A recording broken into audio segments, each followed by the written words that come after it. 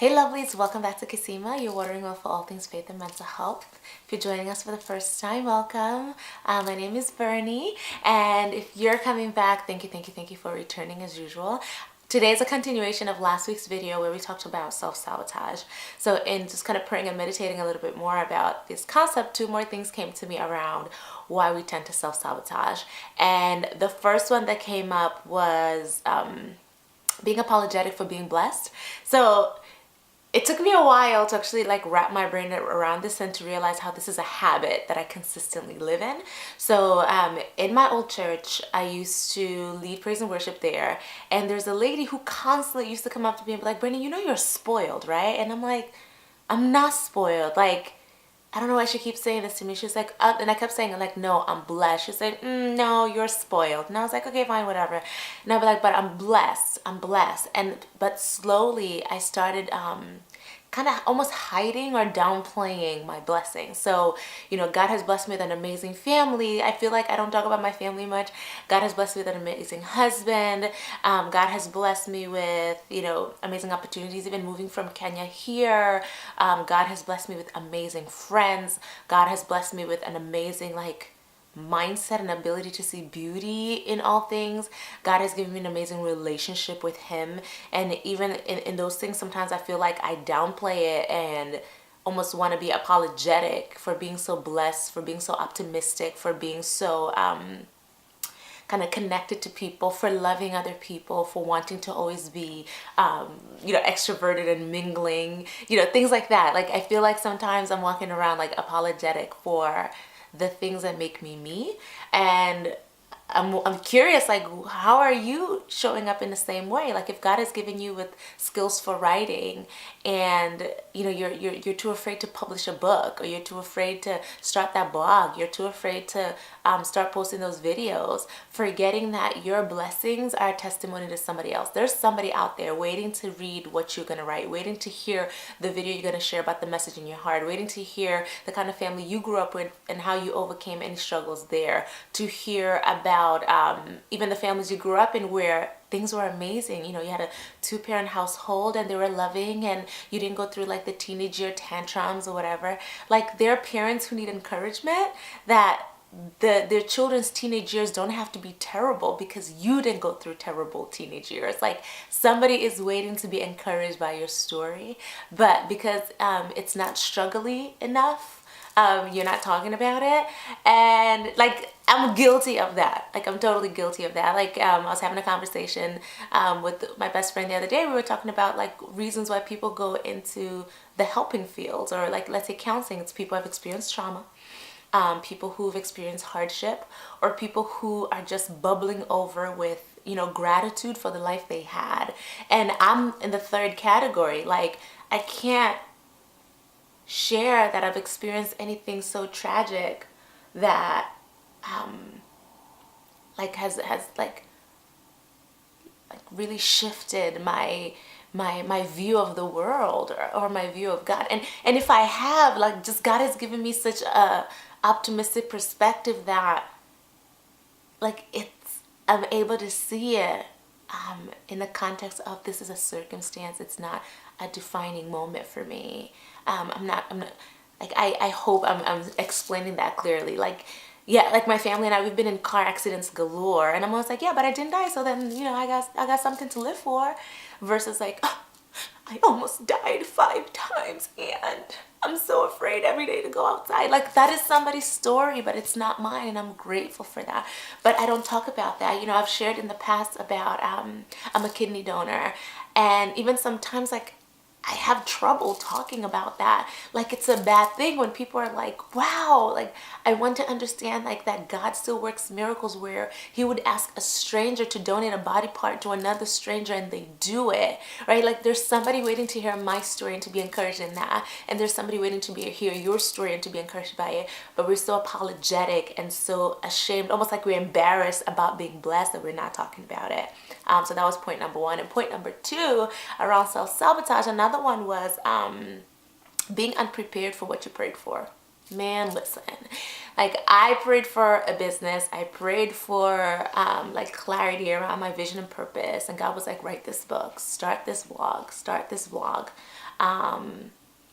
go into private practice or, into therapy, whatever.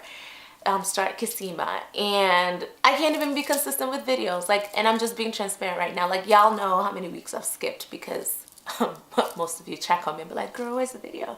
And I'm grateful for that accountability. But it wasn't until like this just hit me. Like, I prayed for something and I was unprepared for it and undisciplined for it. Like, I'm not disciplined to make time to not just film the videos, but to edit them and post them on time. I'm not disciplined enough to write daily so that I could finish that book quickly. I'm not disciplined enough to go back and forth with my graphic design and editor and be like, hey, I need these changes pronto. Like, no, it can't take this many weeks. I need a turnaround time that was promised in the contract. I need to transfer my website from, let's say, WordPress.com to WordPress.org so I can have more functionality. But it's like, man. My website has looked the same for a while and I hate it. I don't hate it, but it's not as optimal as I want it to be. And I've known what to do about it for a while, but I haven't done it. I'm praying for God to send more people to be impacted and blessed by my story. But, I don't want to be accessible. Like, do I give my phone number? Do I not? Do I just give them my email? Do I just give them like DM me? And I've been, thank God, like any moment that thought comes up, I'm like, Bernie, like they get to experience God through you. And so even my business card has my cell phone number. And so it's like, no, like call me. Like even if I don't answer immediately, I will call you back. And even the impact it has on like friendships. Like I might not always be accessible to friends like I used to be. And that's okay. It doesn't mean like the friendships are not valuable or that I'm not committed and connected to them. And it doesn't mean that for you. And so like, how are you unprepared for the things you're praying for or asking for? Like, what habits have you not implemented that would sustain you being blessed with that financial level, that job, that opportunity, that business venture, that type of clientele, that type of like traffic to your website, blog, YouTube page, whatever. But you want it more that you're willing to raise for it. Like, there's this quote that I think is my pastor said it. I don't remember who said it, but it was like, so many people want to win a race they're not willing to run. Like, yes, I want to cross the finish line. I want to get the gold medal, but I don't want to run it. And like, I really had to check myself about that because it's true. Like I want to win so many races that currently I'm not willing to run. But like I said last week, we're not going to meet it with more a defeatist attitude or more condemnation, guilt, and shame. We're going to meet it with curiosity, like, why am I like that? In what areas am I showing up in this way?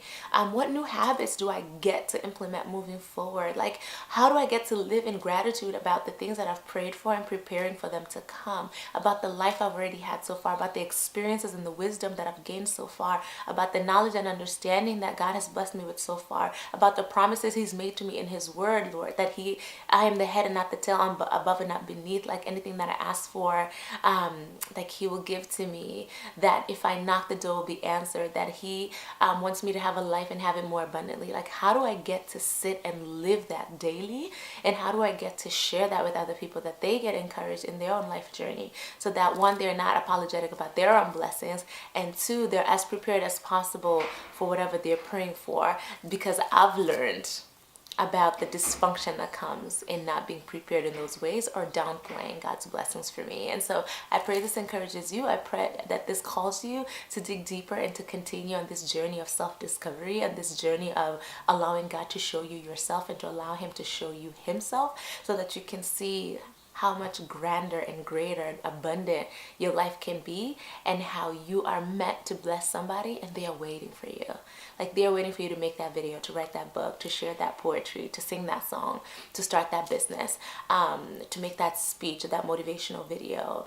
They're waiting for you. Somebody's waiting to just hear your story, for you to call them, for you to text them, for you to sit with them, for you to tell them, I know what you're going through, I've been there. For you to encourage them like, oh my gosh, it gets better. Look at me, I am a testimony to that. And so Who's waiting on you? And how can you connect with that today so that it can light a fire under your bum to run this race like never before? I cannot wait to hear about it. So please comment down below in the comment section. I want to hear from you. I want to connect with you.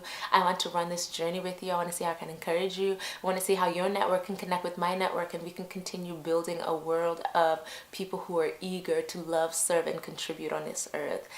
I felt like I was praying. In Jesus' name I pray. Amen. Until next time, later lovely. Bye.